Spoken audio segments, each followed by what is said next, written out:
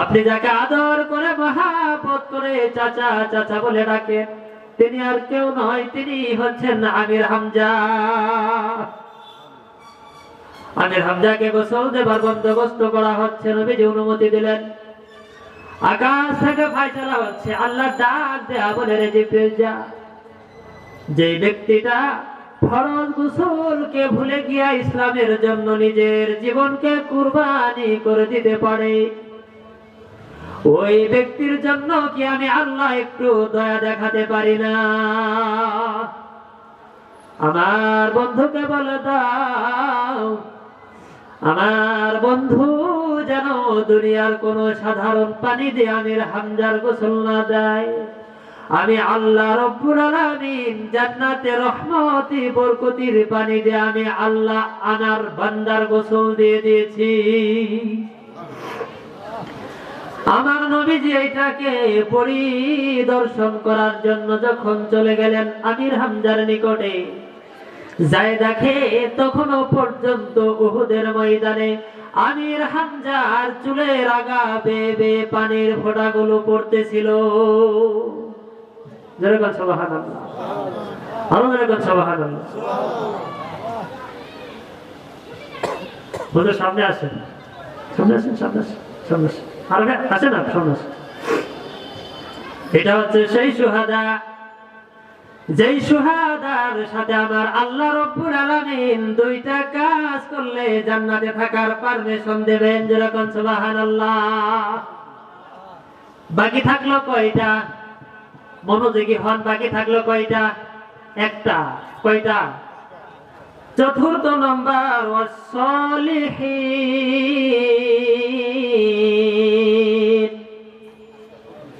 যারা নেককার চলে ভালো কাজ করবে, আল্লাহ রাব্বুল আলামিন খুশি হয়ে এই সালেহ নেককার বন্ধুদের সাথে জান্নাতে থাকার পারমিশন দেবে। কাজ করতে হবে কয়টা বলেন? আওয়াজ দেন। কাজ করতে হবে কয়টা?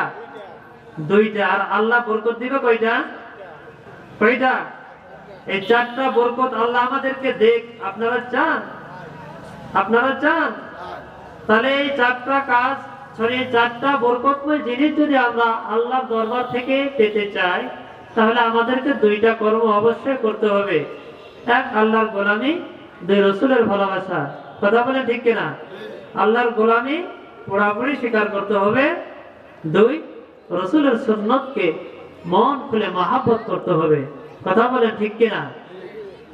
আল্লাহ রাব্বুল আলামিন ডাক দেয়া বলে, এই দুনিয়ার ভিতরে সবচাইতে বড় জালেম তারা, যারা আমি আল্লাহ রাব্বুল আলামিনকে অস্বীকার করে। কি করে? কথা বলেন। যারা আমি আল্লাহ রাব্বুল আলামিনকে অস্বীকার করে আর সত্য জিনিস যেটা সেটাকে গোপন করে, এরা হলো সবচাইতে বড় জালেম। আর জালেমদের জন্য আমি আল্লাহ রাব্বুল আলামিন জাহান্নামকে অবধারিত করে রেখেছি। যেরকম নাউযুবিল্লাহ। বিশ্বনবীজি ডাক দেয়া বলেন, কুন ফিদ দুনিয়া কান্নাকা গরীবুন আও আবিরুন সাবিলিন। দুনিয়াতে এমন ভাবে বসবাস করো, দুনিয়াতে এমন ভাবে থাকো যাতে করে কোন মুসাফির দুনিয়াতে থাকে। কেননা দুনিয়াটা বেশি দিনের থাকার জায়গা না, যে কোনো মুহূর্তে দুনিয়া থেকে যাবার ডাক এসে যাবে। কথা বলেন ঠিক কিনা? দুনিয়া থেকে যে কোনো মুহূর্তে আপনাকে আমাকে চলে যেতে হবে, কোনো সন্দেহ নাই। আল্লাহ রাব্বুল আলামিন ডাক দেয়া বলেন, দুনিয়া থেকে যেহেতু আমার নবীজি সারা জীবন থাকতে পারেন নাই, তিনিও চলে এসেছেন। এক পর্যায়ে পৃথিবীর কেউ থাকবে না, সবাই চলে যাবেন। কুল্লু নাফসিন যায়িকাতুল মাউত। আল্লাহ রাব্বুল আলামিন শব্দের শুরুতে কুল্লু লাগালেন, তার মানে যারা কথা বলে, যারা পথ চলে, যারা নড়াচড়া করে, যারা নিঃশ্বাস নেয়, যারা একটুখানি জ্ঞান বিবেকে পথ চলে, এরা সকলেই একদিন নির্ধারিত সময়ে দুনিয়া ছেড়ে কবরে চলে যাবে। এরপর কি করবে? সুম্মা ইলাইনা তুরজাউন, আবার আমি আল্লাহ রাব্বুল আলামিনের কাছে ফিরে আসা লাগবে। আল্লাহর নবীর প্রিয় সাহাবী একজন ছিলেন হযরত হুযায়ফা। কথা বলেন কি না? হুযায়ফা, ইসলামী বিপ্লবীর যুদ্ধ চলছে, রাসূলের কানে সংবাদ এসেছে মুসলমানদেরকে ধ্বংস করে দিবার জন্য কাফের মুশরিকেরা গোপনে গোপনে শিবির গেড়েছে, বেড়া গেড়েছে। যে শিবিরটা হলো মুসলমানদের জন্য ধ্বংসের কারণ।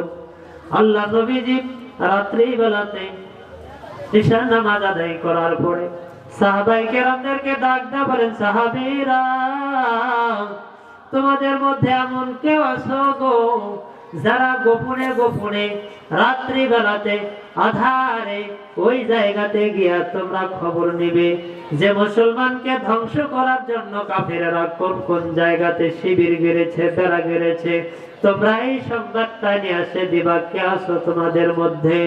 অনেকগুলো সাহাবী কেউ সাহস পাইল না। বিশ্ব নবীজির জলিলুল কদর সাহাবী, ছোট্ট মানুষ, তিনি এখনো পর্যন্ত ছোটই ছিল, বড় নয়। আবু হুযায়ফা ডাকদা বলে, নবীজি গো, আপনি যদি অনুমতি দেন, আপনি যদি পারমিশন দেন, তাইলে আমি ওই জায়গাতে যাব। মুসলমানকে ধ্বংস করার জন্য কাফের মুশরিকরা কোথায় কোথায় আড়ালে গোপনে বেড়া গেড়েছে, আমি খবরটা নিয়ে এসে দিব। বাবাজি আমার, মুফাসসিরিনে কেরাম বলে, তাফসীর মাযহারের ভিতরে বর্ণনা করা আছে, আল্লাহর পয়গম্বর যখন কথাটা বলতেছিলেন, এটা এমন সময় ঘোর অন্ধকার, কনকনা শীতের রজনীতে, পুষ মাঘ মাসের শীত, যে সময় কুয়াশা আর কুয়াশা, ঠান্ডা আর ঠান্ডা, এমন সময় ছোট্ট একটা বালক যদি বলে এমন কথা, রাসূল কি মেনে নেবেন? কথা বলেন। আল্লাহর পয়গম্বর ডাক দেয়া বলে, তোমার কি জীবনের মায়া নাই?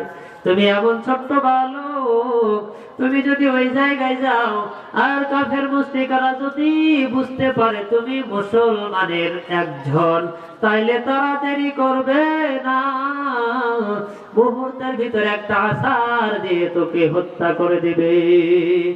আল্লাহর নবীর ছোট্ট সাহাবী ডাক দেয়া বলে, ইয়া রাসূলুল্লাহ, ইয়া হাবিবাল্লাহ, নবীজি, আপনার ভালোবাসা আর আপনার দোয়া যদি আমার উপরে থাকে, আল্লাহর কসম, কোন কাফের শক্তি আমার কোনো ক্ষতি করতে পারবে না। যেরকম সুবহানাল্লাহ হয় নাই ভাই? আর একবার বলেন সুবহানাল্লাহ। আল্লাহর ছোট্ট গোলাম রাসূলকে যখন এমন কথা বললেন, রাসূল তাকে সামনে ডেকে নিলেন, কাছে ডেকে নিয়ে মুখের মধ্যে চুমু দিলেন, হাতে তালুটা ওই ছোট্ট সাহাবীর মাথার মধ্যে দিলেন, দোয়া করে দিয়ে আল্লাহকে ডাক দেয়া বলে, রব্বে কারীম, আমার ছোট্ট সাহাবীকে আমি দোয়া করে দিলাম, আল্লাহ তাআলা টোটাল পথ চলতে ফিরতে যা সমস্যা তোমার কুদরত দিয়া সমাধান করে দিও। আল্লাহ নবী কার কাছে দরখাস্ত দিয়েছেন? কথা বলেন, কার কাছে দরখাস্ত দিয়েছেন? যিনি বান্দার অন্তরের খবর জানেন, গোপন হোক আর প্রকাশ্য হোক, সব জানেন। কি জানেন না? আল্লাহর পয়গম্বর রব্বে কারীমের দরবারে পারমিশন নিয়া ছোট্ট মানুষকে যখন তাকে অনুমতি দিলেন ওই জায়গাতে যাবার জন্য, আল্লাহর গোলাম থেকে সামনের দিকে চলছেন, আবার পিছন পিছন বারবার মায়ার নজরে তাকাচ্ছেন। আমার নবীজি হুযায়ফাকে ডাক দেয়া বলে, হুযায়ফা, তোমার কি জীবনের মায়া পড়ে গেল নাকি? তোমার কি কোনো মহাব্বতের কথা মনে পড়ে গেল নাকি, যার কারণে তুমি কেন বারবার পিছনের দিকে তাকাও? হুযায়ফা ডাক দেয়া বলে, ইয়া রাসূলুল্লাহ, ইয়া হাবিবাল্লাহ, নবীজি, আমি আমার জানের মায়াতে পিছনের দিকে তাকাই না, কোন মহাব্বতের কারণে পিছনের দিকে তাকাই না। আমার জীবনে একটাই মহাব্বত, সেই মহাব্বতটা হলো নবীজি আপনি নিজে। যেরকম সুবহানাল্লাহ, আরো যেরকম সুবহানাল্লাহ। ছোট্ট মানুষ হুযায়ফা ডাকটা বলে, ইয়া রাসূলুল্লাহ, ইয়া হাবিবাল্লাহ, আমি তো ওই জায়গায় যাচ্ছি, আমার জীবনের কোনো নিরাপত্তা নাই গো নবীজি। বিধর্মীরা, মুনাফিকেরা, কাফের গোষ্ঠীরা যদি আমাকে হত্যা করে দেয়, আমি তো আর কোনদিন আপনার জান্নাতি চাঁদ মুখখানা দেখতে পারবো না। ইয়া রাসূলুল্লাহ, ইয়া হাবিবাল্লাহ, নবীজি গো, জীবনের শেষ দেখাটা আমি হুযায়ফা আমার হৃদয় দিয়ে দেখে নিতে চাই। আমার জীবনের শেষ দেখাটা আমি আমার কলিজা ভরে দেখে নিতে চাই গো নবীজি। যদি ফিরে আসি দেখা হবে, না আসলে আর দেখা নাই। এই জন্য মহাব্বতের নজর নিয়ে বারবার আপনার দিকে তাকাই। আমার নবীজি হুযায়ফার জন্য খাস করে রব্বে কারীমের দরবারে দোয়া করে দিলেন। হুযায়ফা চলে গেছেন কোন কোন শীতের রাত, সাহাবায়ে কেরামেরা কিছু বুঝতে পারলো না, কে এসেছে আর কে গেল। হুযায়ফা সমস্ত তথ্যগুলো নিয়ে এসেছেন। সব তথ্যগুলো নিয়ে এসে দেখেন আমার নবীজি ঘুমায় গেছে। যেরকম আল্লাহু আকবার, আরো যেরকম আল্লাহু আকবার। ছোট্ট মানুষ হুযায়ফা বিশ্ব নবীজিকে ঘুমন্ত দেখা ডাকলেন না। তিনি মনে করলেন, এই মুহূর্তে আমার নবীজিকে যদি ডাকি, আমার নবীজির ঘুম ভেঙে যাবে, আর আমার নবীজির ঘুম ভেঙে গেলে আমার নবীজি কষ্ট পাবে। এইটা মনে করে তিনি আর ডাকলেন না। আল্লাহর ছোট্ট গোলাম হুযায়ফা আল্লাহ নবীজির শিয়রে দাঁড়ায়া দাঁড়ায়া আছে।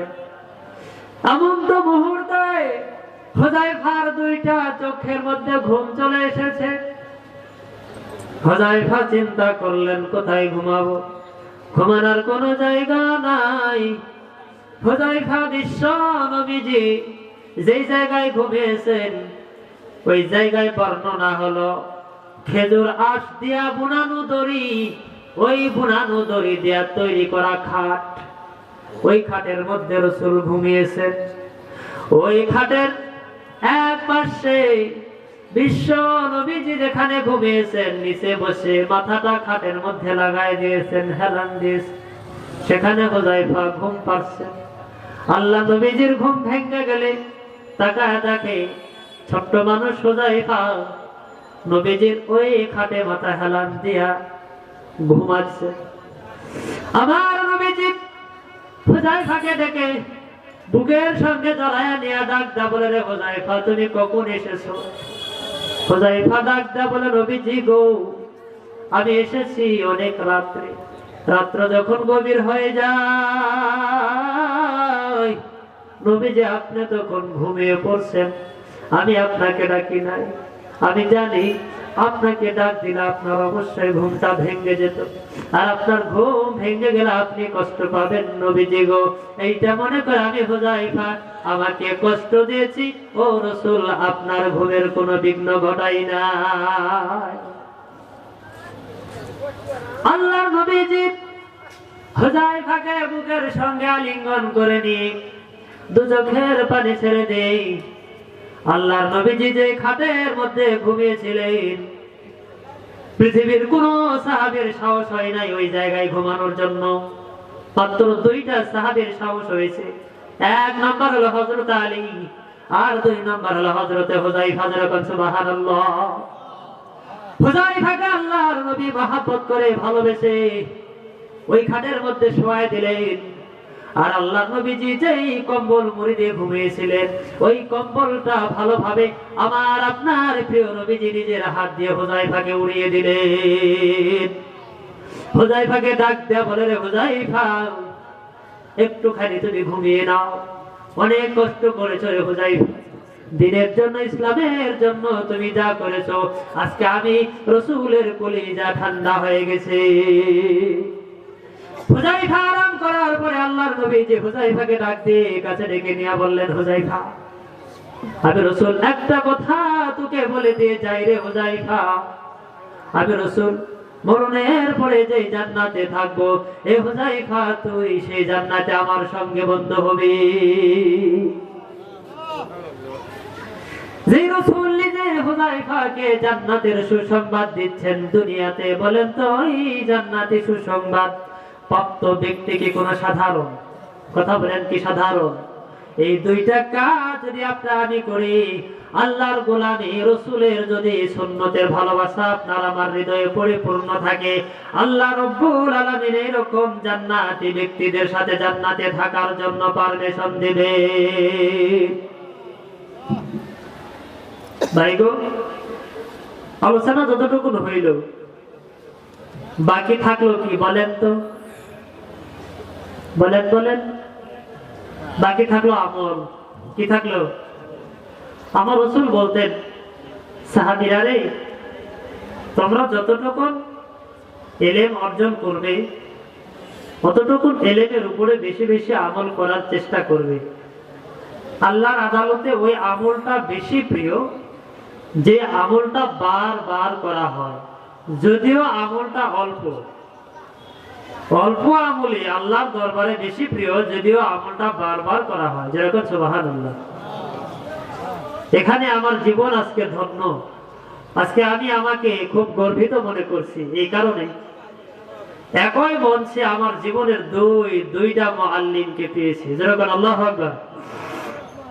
আমার পাশে যিনি বসেছেন মাওলানা শহীদুল্লাহ, অত্র মাহফিলের সম্মানিত সভাপতি, আল্লাহ ওনার হায়াতের জিন্দেগি লম্বা করে দেখ, পড়ুন না আমিন। আবার পড়েন না আমিন। আমার পিছনে বসা ছোট্টকালে বাল্যকালের টিচার ধরমজি, দারুস সুন্নাত দাখিল মাদ্রাসা, যিনি আমার প্রাণপ্রিয় টিচার, ওনাকে টিচার হিসাবে যতটা পেয়েছি তার চাইতে বেশি পেয়েছি বন্ধুত্ব হিসাবে। আল্লাহু আকবার। তিনি আমার কাছে এতটাই প্রিয় ছিল, তিনাকে বন্ধুর মতন মহাব্বত করতাম, তিনিও আমাকে বন্ধুর মতন ভালোবাসত। যদিও সে আমার টিচার, আমার শিক্ষক।